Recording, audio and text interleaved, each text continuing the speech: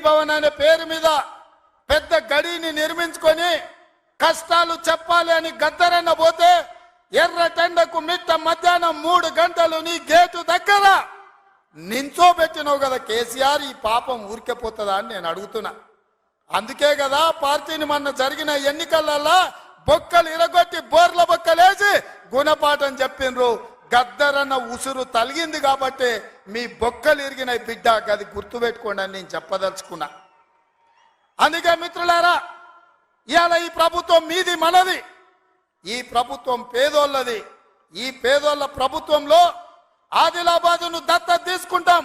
తప్పకుండా తుమ్మిడేటి దగ్గర ఉత్తమ్ కుమార్ రెడ్డి గారి అనుమతితోని సాగునీటి ప్రాజెక్టును కడతాం, కుప్టి ప్రాజెక్టును కడతాం, సబర్మతి ప్రాజెక్టును కడతాం, కడెం ప్రాజెక్టును రిపేర్ చేస్తాం.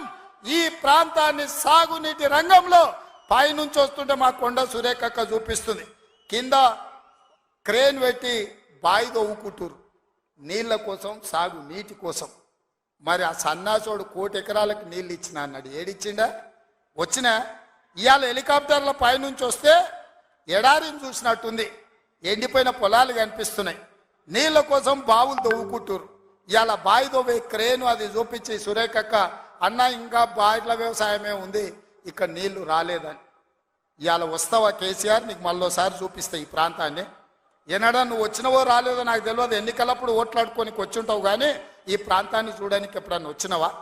రా, ప్రభుత్వం హెలికాప్టర్ పెడుతుంది, మేము వస్తాం, నీకు చూపిస్తాం. 1 కోటి ఎకరాలకు నీళ్ళు ఇస్తా అనే పేరు మీద లక్షల కోట్ల రూపాయల దోపిడీకి పాల్పడ్డావు తప్ప ఈ ఆదిలాబాద్కు నీళ్ళు ఇవ్వలేదు. అందుకే ఈ ప్రాంతాన్ని సస్యశ్యామలం చేయడానికి సాగునీటి ప్రాజెక్టులను కట్టే బాధ్యత మా పార్టీ తీసుకుంటుంది, మా ప్రభుత్వం తీసుకుంటుంది.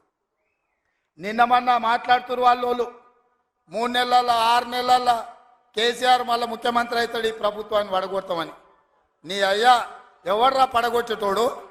పడగొడతారా? చేయడానికి సాగునీటి ప్రాజెక్టులను కట్టే